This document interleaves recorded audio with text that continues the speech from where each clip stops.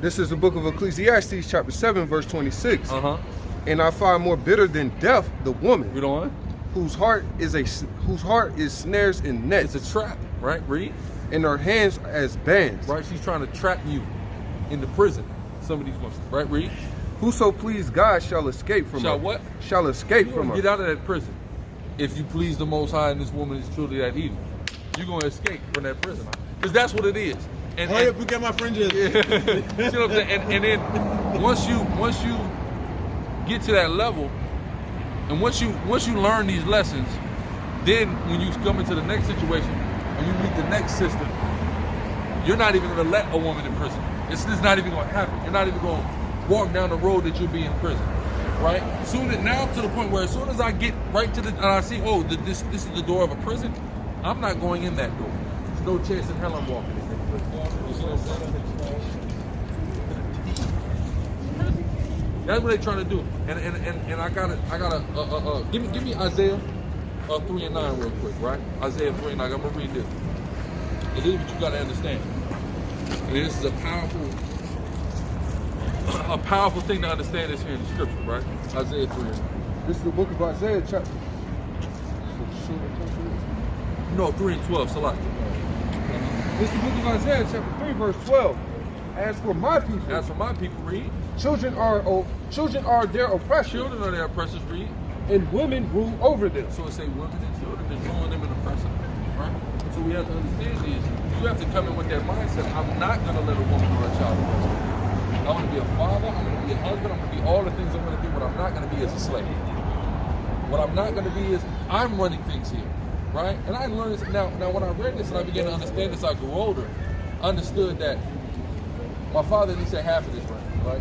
He wouldn't let the children oppress. Sorry, where was that? Isaiah 3:12. He let a woman rule over him, but he wouldn't let a child oppress him for sure. You see what I'm saying? But now that I'm a father and a husband, I understand, right? Like I remember when I used to be younger, we used to have my parents split, so there used to be a custodial agreement, right? So my mother would get us every other weekend. We do with our father the whole rest of the time, but every 2 weekends out of the month, we go with our mother. So there'd be times where I was young, I was 14, 15, I'm making plans, blah, blah, blah. This is cramping my style, that, this is my mom's weekend, because my mom lived an hour away from me. You see what I'm saying? It's cramping my style, I can't do what I want to do, blah, blah, blah. So I'm trying to appeal to my mother so she can go and appeal to my father. I don't give a fuck what he got going on, what you got going on. This is what's happening. You see what I'm saying? Now when I'm a kid, I don't understand that. I want to do what I want to do. But now I understand. I'm the man here. I'm dictating what's going on. I don't care what nobody thinks is going on. Anything that's interfering with what I got going on is just not going to happen. You see what I'm saying? Everyone else is going to have to curve to me. That's why I'm not letting a woman rule over me. I'm not letting my children oppress me. See, I'm providing for them. I'm spending time with them. I'm doing everything I'm supposed to do. But when it comes to me and what I want to do, not what I want to do or what I got to do, right? Certain things you got to do, but sometimes you got things that you want to do. I'm not letting you infringe on what I want to do. I'm going to do what I got to do because the Most High said I'm the man of the house. I'm the God of the house. I'm the power of the house. You see what I'm saying? So that's what we got to understand. We can't let them rule over us and oppress us. And the thing is, women have a way of attempting to passively control you as well, right? And you got to call that out. Anytime I hear that, I call the phone, listen, you're attempting to passively control this relationship. I will not fall victim to this. Well, if you don't do this, I'm going to do this. Or, you see what I'm saying? Stuff like that. That's an attempt of passive control. You see what I'm saying? No, you're not getting ready to passively control this relationship. None of that. You see what I'm saying? That's out. See, but that's a matter of you go through life, you have these relationships, you learn these lessons, then you realize, okay, that's what she's trying to do here. That's what they're trying to do here. Now she's trying to utilize the kids. So we cutting all that off. You see what I'm saying? This is how it's going to go. This is what I'm going to do. You see what I'm saying? Read. This is the book of Sirach. I'm sorry. That verse before with the pleasing the Most High. What was that from? Ecclesiastes 7 and 26. Okay. Go ahead. This is the book of Sirach, chapter 25, verse 16. I had rather dwell with a lion and a dragon than to keep house with a wicked woman. See that? With that wicked woman. You see what I'm saying? Because there's plenty of them, and they become dragons. You see what I'm saying? They become like lions and dragons. So you gotta understand, nah. You ain't breathing. I'm the nigga that's here to kill the dragon. Damn, what's the damn, one of the mythological stories? Damn, King Arthur and the damn round table. I'm here to slay the damn dragon. You know what I'm saying? The dragon is not going to rule me. I'm not afraid of the dragon. I'll do whatever I want. The dragon does not pump no fear in my heart. You see what I'm saying? So that's the type of mindset you have. And then once they recognize that, they're gonna stop trying to do that. You see what I mean? They're gonna realize he's not going for that. Of course, she could run off and leave, and if she does that, well, that's on her. Right. But if she's gonna stay, she's gonna play by your rules because the Most High set it up to where you are the person that establishes the rules. From all the Hebrew concepts, and you see the word Abba, right? It's made up of two Hebrew characters, the Ah and the Ba, or the Aleph and the Bet, right? So the Ah is a ram's head, right? And then the Bet is a house, right? So the ram's head symbolizes power, right? That's why it's the first word of Allah, Abba, etc. It symbolizes power. The ram head got power. So when they got the ram's head next to the house, who's the power of the house? It's you, the Abba. You see what I'm saying? That's you. Right? Even when you deal with the term ayash, which is the word for man, right?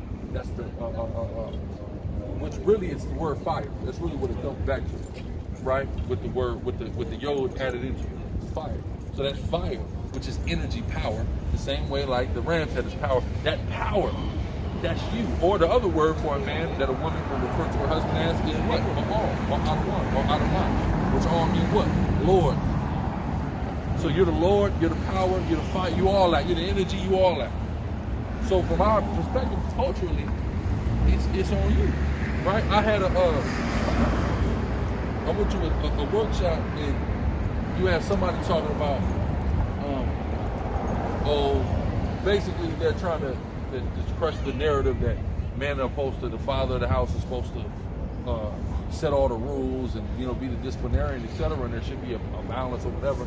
That's mad. This dude was really complaining about the fact, you know, I was kind of scared of my pops, and, you know, if I wanted something, if I would ask my mom, she would tell me to ask my father, and he makes a decision, that I was scared, I didn't want to go ask my father. Well, the Bible tells you about fear of the Lord, right? You're supposed to fear the Lord, ain't you?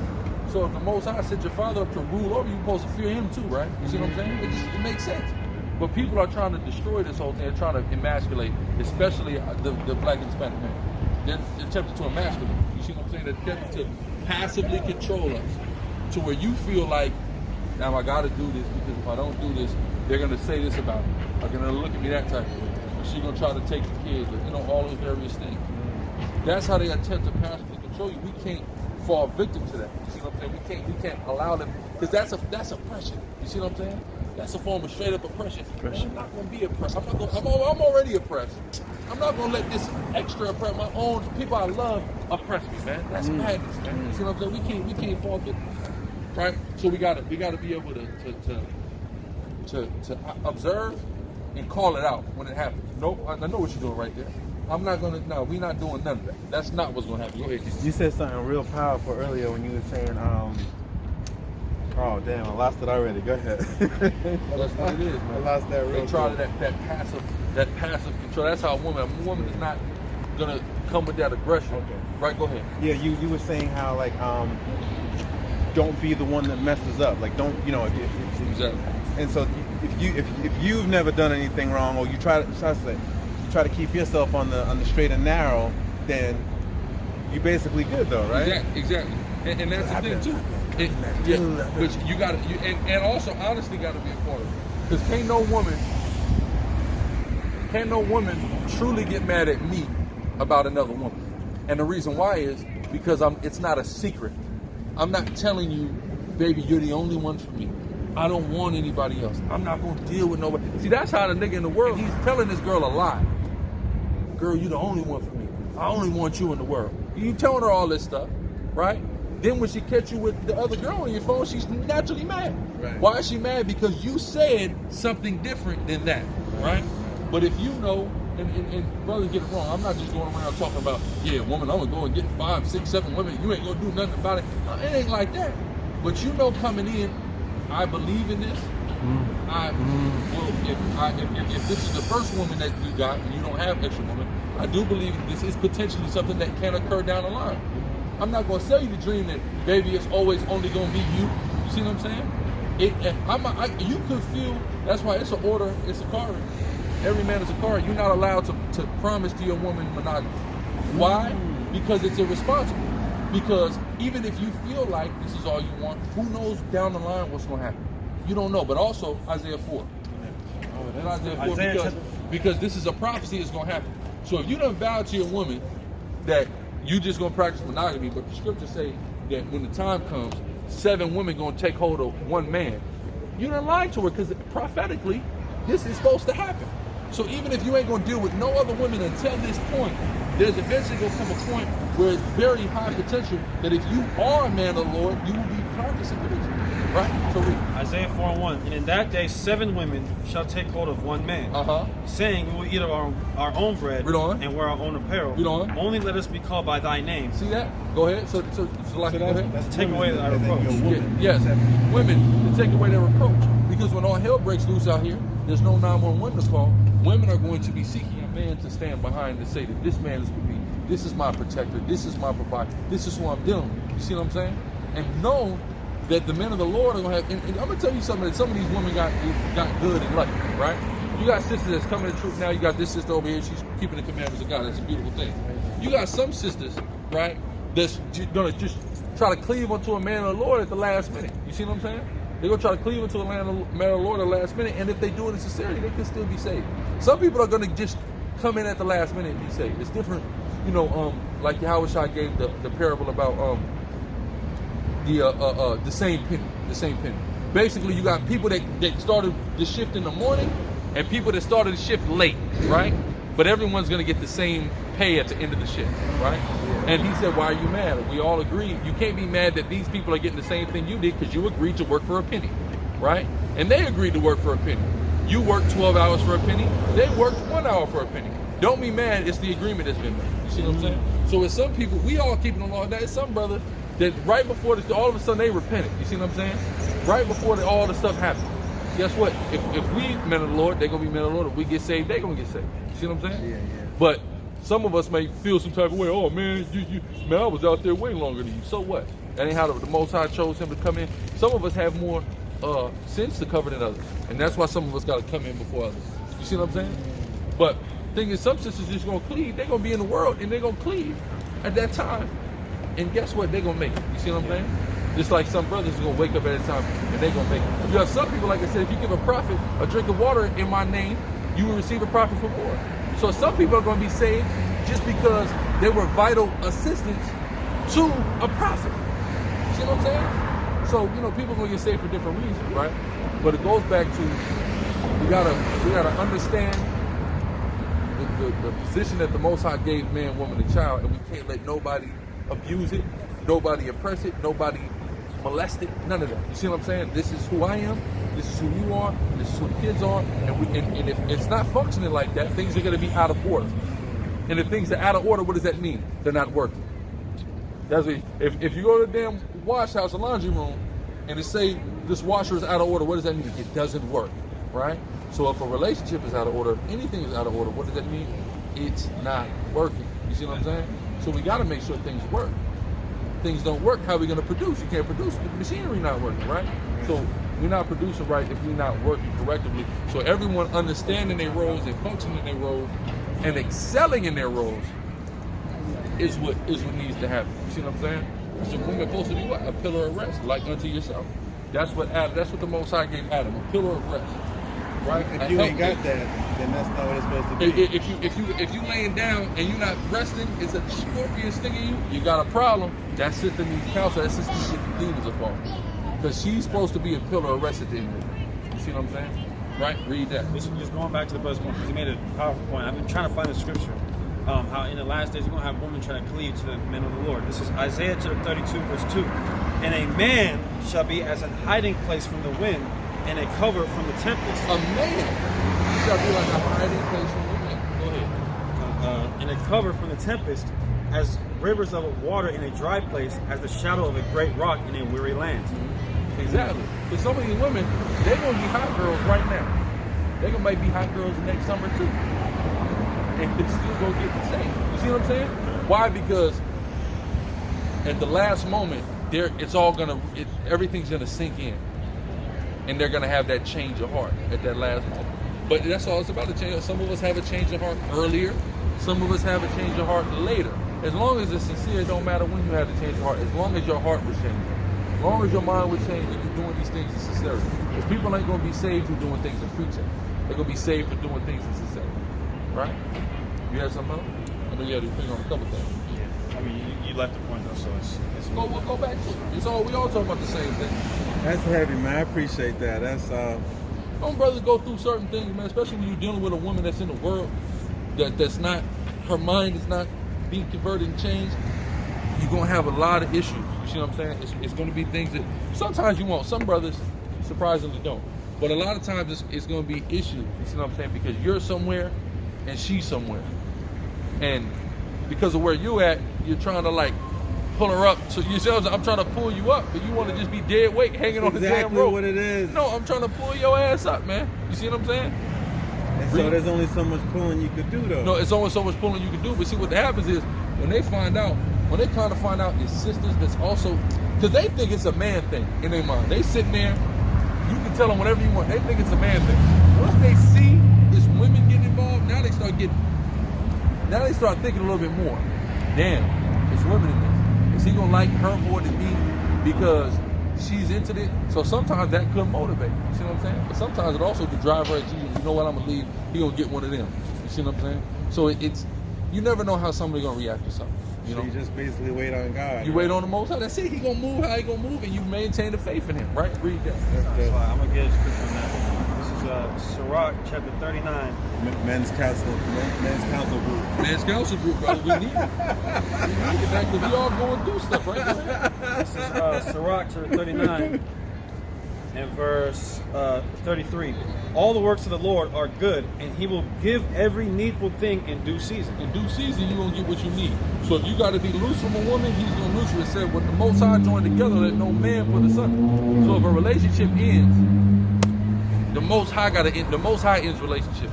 He begins relationships and he ends relationships, right? How you know? You have everyone in the world that tries to get in between two people, and it just can't happen.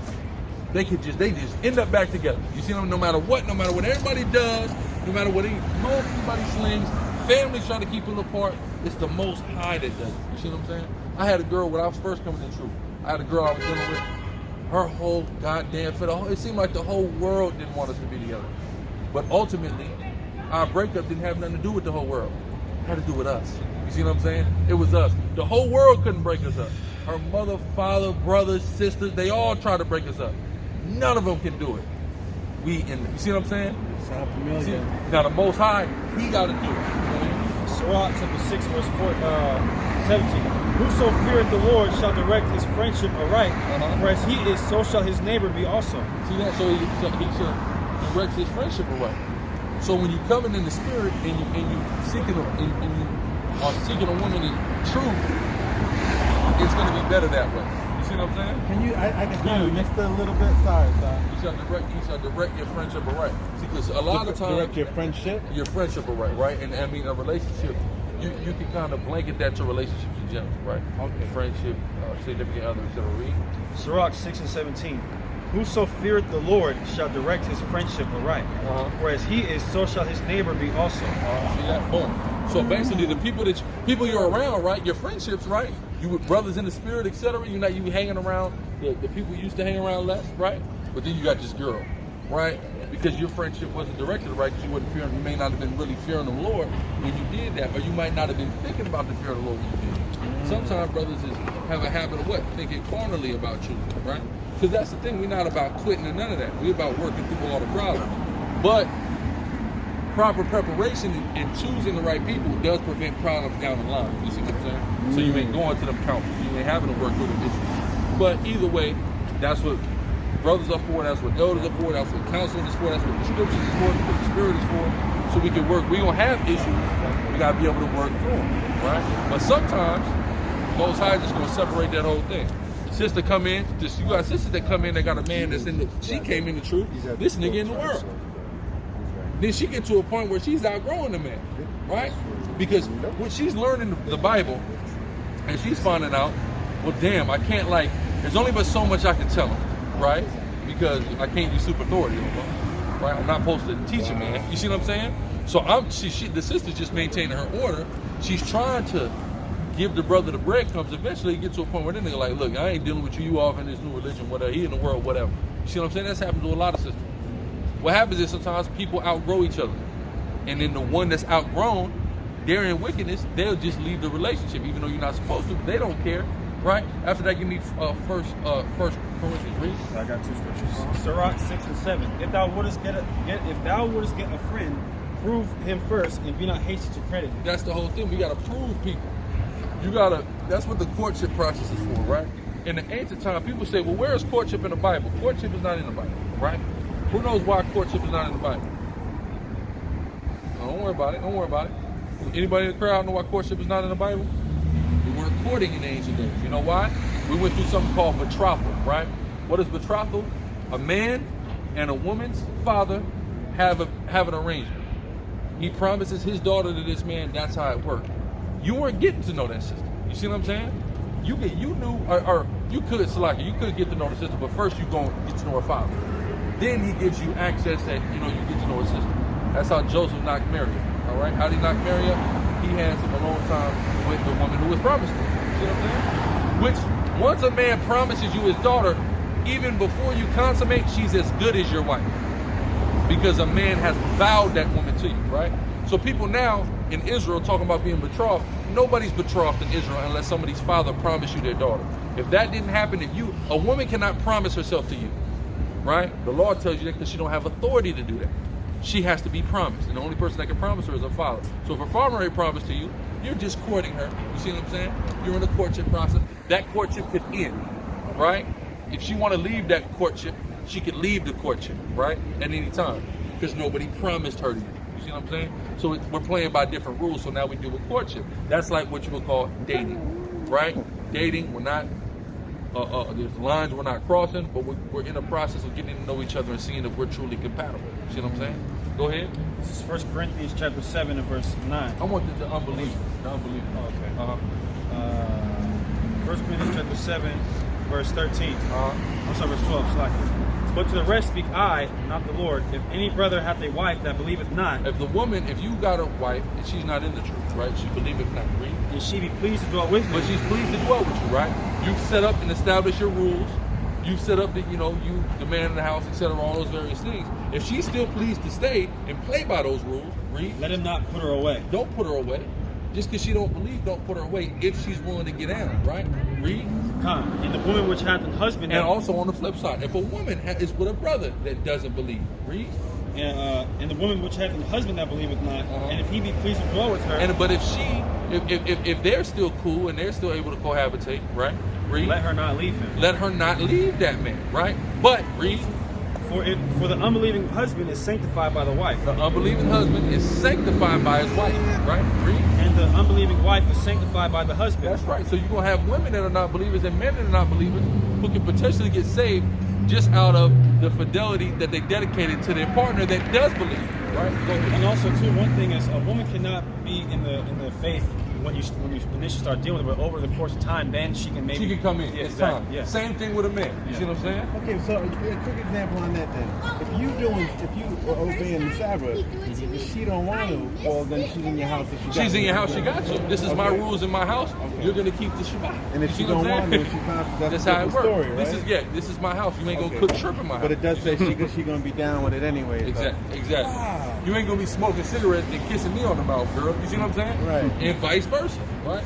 So keep going in there. I want to double check. It says, but if the unbelieving, the unbelieving wife is sanctified by the husband, else were your children unclean. Right. But now are they holy? Read on. But if the unbelieving depart, if an unbelieving husband or wife leave, read. Let him depart. Why do you let them depart?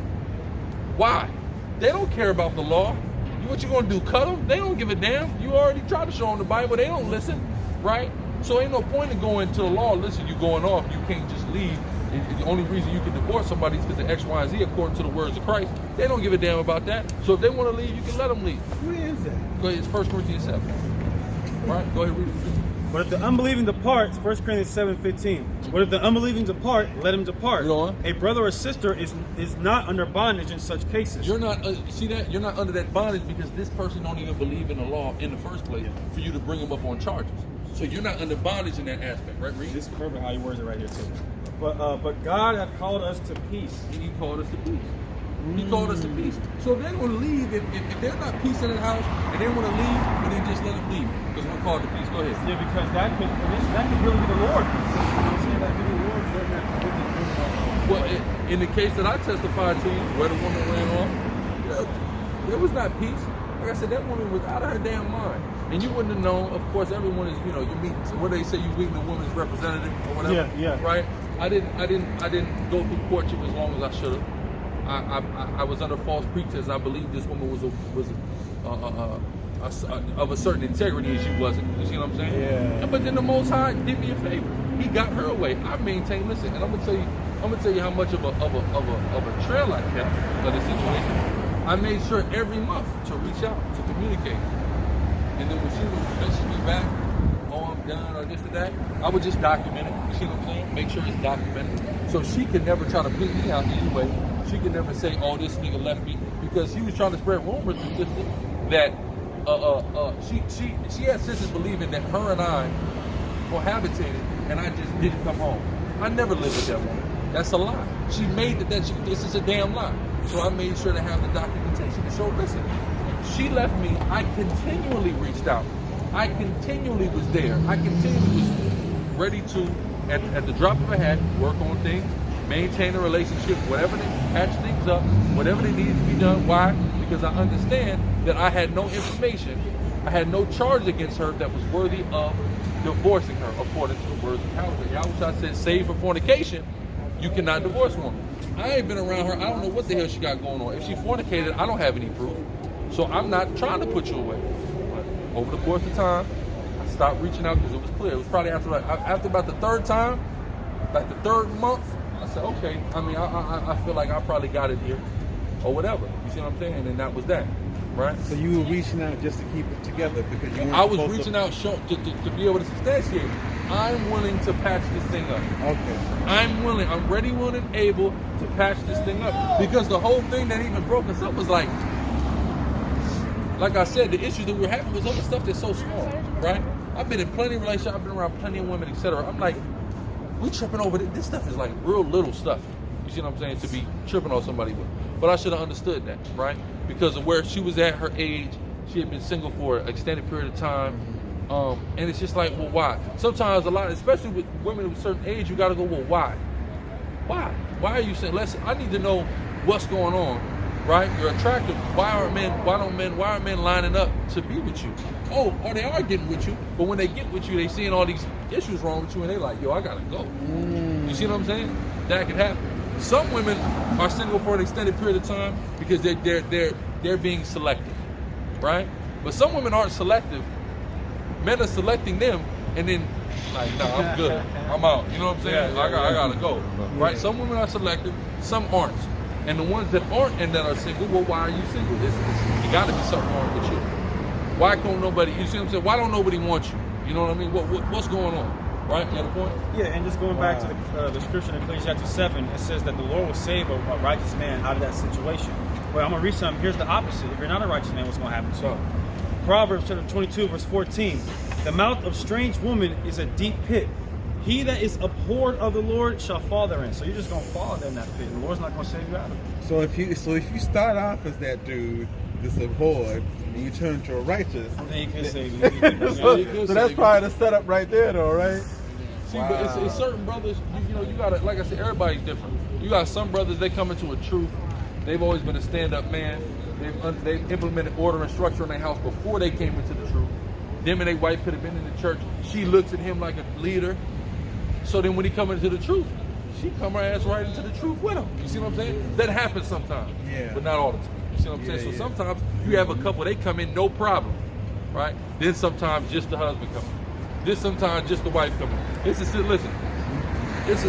sister. The first time I ever went to Dallas, a woman brought me out there, right? And this was in 2005, 2015, my daughter was just born. Yeah, 2015. She bring me out to Dallas, Texas, right? Boom. I go to Dallas, and what happens? So the sister, she's younger. She's, how old am I? I'm 24 probably. I'm 24, but she's like 18, 19, right? But she came into the truth with a dude that she was dating, right? She was still a virgin, whatever. So they end up stop talking, right? So then she reached out to me, boom, boom, whatever goes along. You know, she's cool or whatever, but it's just not working out for me, right? So I removed myself from the situation. We were courting, we stopped courting, whatever. She go and get back with the brother, right? Beautiful, congratulations. She get pregnant by the brother, beautiful. But in the midst of the pregnancy, she calls me. I'm having issues. This dude's acting like he wants to leave me. Can I get some scriptures? So I provide her with some scriptures to cut him on how he's treating her, etc. Right? Basically, she tell me he just disregarded the scriptures, right? Then when she give birth, he come in the hospital room with a slice of pepperoni pizza. And she's like, what is that about? And he said, oh, but you still do that? Like, I'm over that. You know what I'm saying? Now, it was such a stumbling block to her. Because she was still in the truth at that time, but now she's not in the truth at all, herself. At all. I'm talking about Halloween, Christmas, Thanksgiving, Easter, everything. She's doing all that. You see what I'm saying? But see, she came in with this dude, right? Then it was me, but then that ain't worked out. So then she went back to him. See, she came in for the wrong reason. She came in for a man. You can't come in for something. When you come into this, you can't come in for nobody. You got to come in this for you. Right. If a woman come in for a man, she's not going to stay. Because it's not about the Most High to her. It's about this dude. You see what I'm saying? The things get rocky with him. You know what? I'm walking away from this whole thing. I only was doing this whole thing. Same thing vice versa. If a brother come in it's a sister that testified to me about her baby father tried to play the role like he was coming in, and then eventually he was just like, I'm gonna be real, it's just not me. So I'm gonna just remove myself from the situation. You see what I'm saying? So that happens also. So everything is different. You gotta kind of play everything by ear, but the scriptures give us good overall sound advice on how to maneuver with the situation. Shalom, what's going on? It's your brother, Chief Priest Alazar Lawyer, aka the Guerrilla Hebrew, and I'm just letting y'all know I just dropped my official clothing line, Urban Guerrilla. Go to urbanguerrilla.com right now to check us out, man, and pick something up. There's URBNGRLA.com. We got all kind of items for men, women, children, even infants, as well as fragrance oil, smell goods. You can also check out Hebrew Israelite Clothing Co., another Sicarii business, on Instagram and Facebook. And as always, you can hit up deaconsicari.com to get your plug on the scarves, the music, and the children's Bibles. Thanks for your time. All praise to the Most High. Kwam Yasharallah. Shalom.